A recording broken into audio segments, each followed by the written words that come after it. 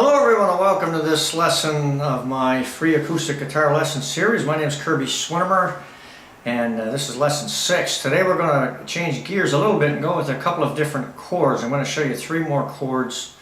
As we looked at in the last couple of segments, we were dealing with the A chord, the D chord, and the E chord.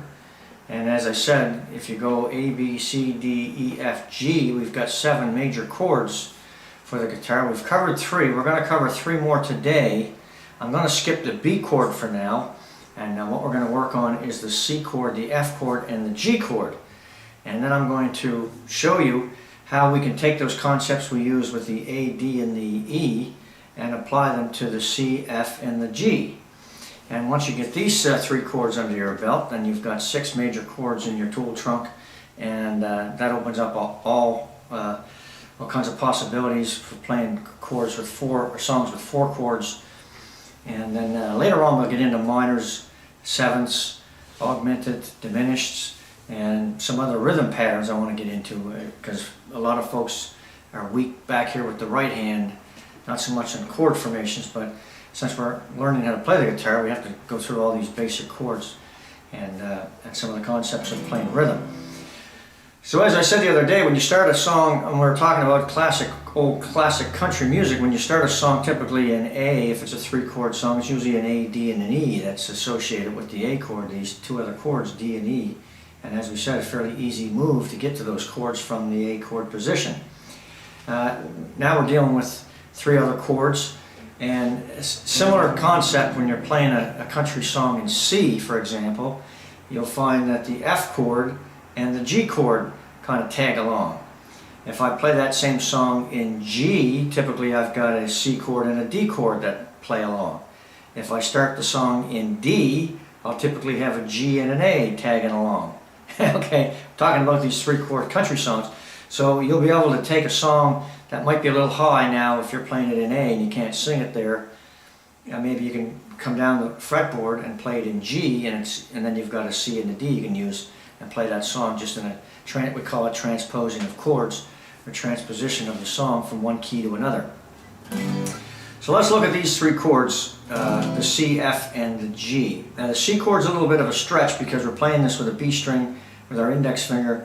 We got to come up a fret here to play this D string here on the 2nd, and then over here on the 3rd fret and play the A string on that 3rd right there. And this is the root note, is the C. Remember, this is the A string, and we start counting on the alphabet. We have A, B, C. You're probably thinking, well, what about this note right here? You skip that. Well, that's a sharp or a flat, depending on what you call it. And we'll get into the flats and sharps in another lesson, but this is A, B, C. So A, B, C is where we're going to start. So we're going to be in the C chord. So that's all you need to do there. Just those 3 fingers across those 3 frets. Now, if you want cowboys out there, if you want to play an F chord, what you can do here is just move these 2 fingers down on the same fret, just move them down on the string and flatten this one so you're playing the bottom 2 strings, and you end up with a basic F chord. Now this is not a full F chord, but this will work. And now the challenge with this is that typically you can squeeze the tips of your fingers, and you've got your thumb back here pushing against the fretboard, and you're squeezing these fingers into the fretboard, like right here.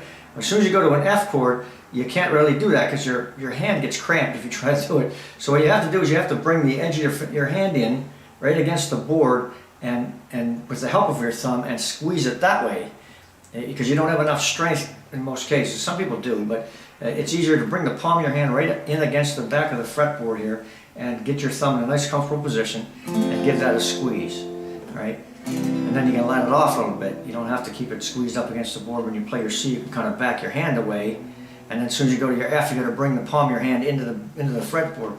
So that's a simple F, C chord, and then just drop these 2 down, cover the 2 bottom strings. And if you find that hard to do, just start with the 2 bottom strings, and then play that G string there, and then reach over and grab that F note right there. And then you want to get your hand comfortably up and just put it right in there, nice, fit it in there nicely. All right, so that's C, F. Now the G chord, a lot of people do this. They play this G chord this way. I recommend you don't do this as a G chord. I recommend you play it this way with your last 3 fingers, because it's an easy move to play this all you got to do from the C is just bring these two fingers up, and then you got to just kind of pull your hand back a little bit so this baby finger gets in that position right there on the 3rd fret. So these two are on the 3rd, that one's on the 2nd on the A string right there. And when you strum down, this is the C note. You don't want this. Don't play that top string unless you're going to cover it with, if you play it this way, put these two fingers on the top. Then we have what I call a full C. This is just a term I made up, but you're playing the bass note, which is the B, which is the G note right there. So a full C. Right? And if I were to play a full F, instead of doing it this way, what I got to do is I have to bring this finger up, bring this one onto the board to take its place, bring this one up to the C note, and rotate my thumb around and play this F note right here, because this is E, F, G. So my F bass note, my F root note is right there, I should say, not the bass note. The root note is right there. So that's my full F chord. But a lot of people find that difficult to play in the beginning, to get all 6 strings in place. So I recommend you just learn the bottom 4 if that's what you have to do. Don't play that A string, don't play that E string. If you're going to play an F chord, just play the bottom 4 for now. If you're going to play a full F, if you're already comfortable with doing it, then that's fine. You can play it that way. Give it a good squeeze. C, and then what I recommend with the G, as I said, just come out of this C chord, just bring this together like that, and you've got a nice full G chord. Okay? Now, if we look at the concepts that we talked about in the last couple segments with the A, D, and the E, it's the same thing applies here. Remember we were saying root, down, root, up, down, root, down, root, up, down. On the F, you do the same thing here. Root, down, root, up, down, root, down, root, up, down, down, root, up, down, root, down, root, up, down, root, down, root, up, down, root, down, root, up, down. So nothing changes back here with the concept of playing those notes. And same thing now when I talk about playing the bass notes, and we talked about that. And the bass note for the C is this G note up here. So you can do it 2 ways. You can do it root, down, bass, up, down, root, down, bass, up, down, or you can play a full C by putting these 2 fingers on the 2 top strings like this, and then you play this note, this note, that note, root, down, bass, up, down, root, down, bass, up, down. And if I want to add an extra little shuffle, root, down, bass, up, root, down, bass, up, root, down, bass, up, root, down, bass, up,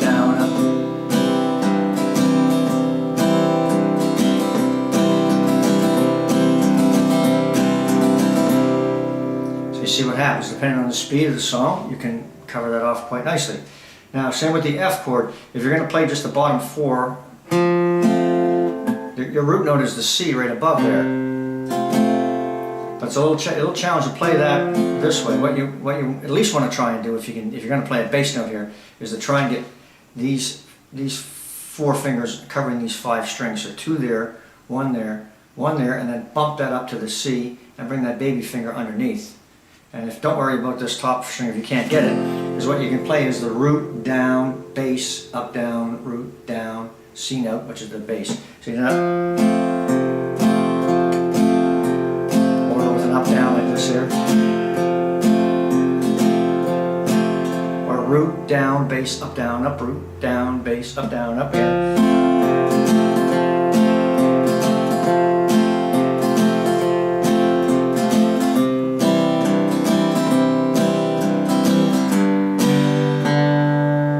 Open D string is your bass,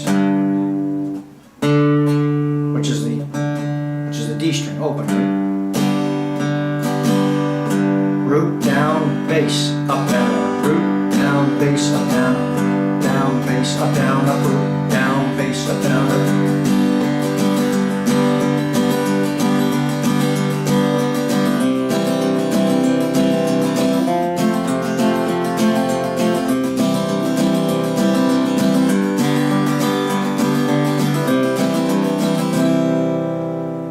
Alright, so you can hear the bass notes in there.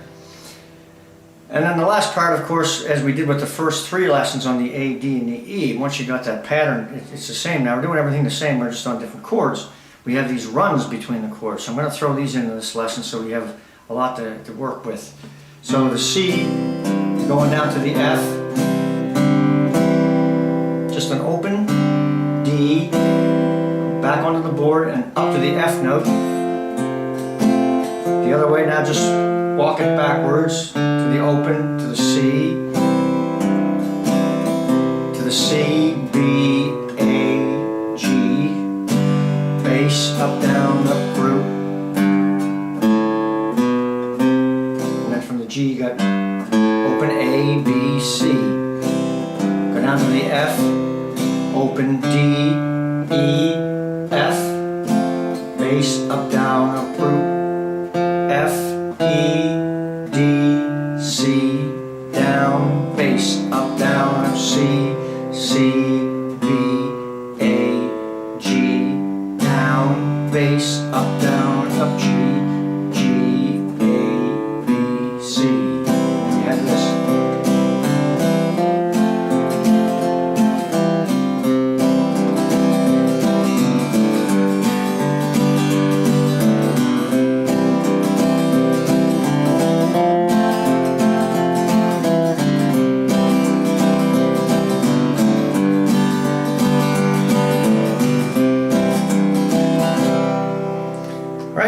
So you see how simple that is with a little bit of work. I just got to make sure my timing here is still good.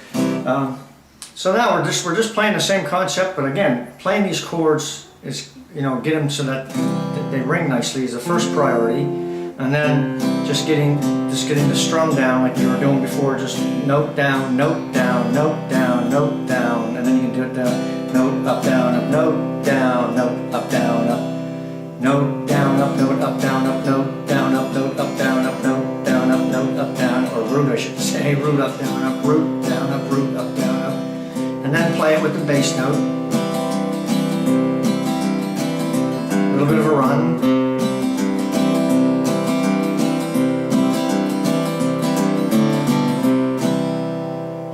And then eventually you end up playing, you know,